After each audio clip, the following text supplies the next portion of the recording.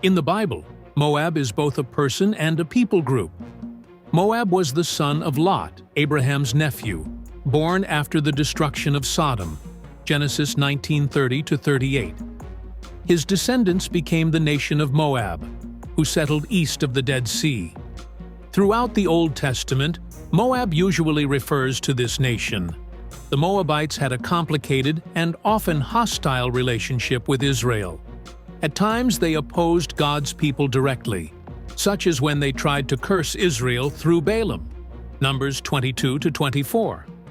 At other times, their influence was more subtle but just as destructive, leading Israel into idolatry and immorality, Numbers 25.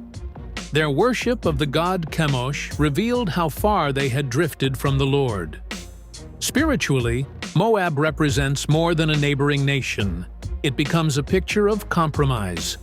Unlike distant enemies like Egypt or Babylon, Moab was close to Israel. That closeness reflects a deeper reality.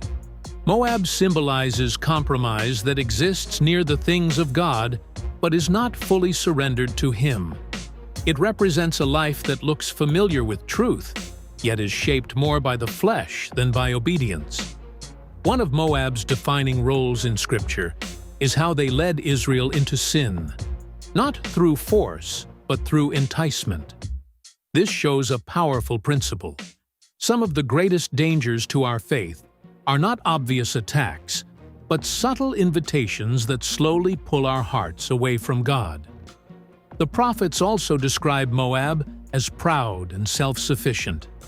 They trusted in their own security rather than depending on the Lord. In this way, Moab represents the danger of living independently from God, close enough to know about Him, but distant enough to rely on ourselves. Yet, the story of Moab is not without hope. Ruth, one of the most faithful figures in Scripture, was a Moabite. Her decision to leave Moab behind and follow the God of Israel shows that no background is beyond redemption. She becomes part of the lineage of Jesus, reminding us that God's grace reaches even into places marked by compromise.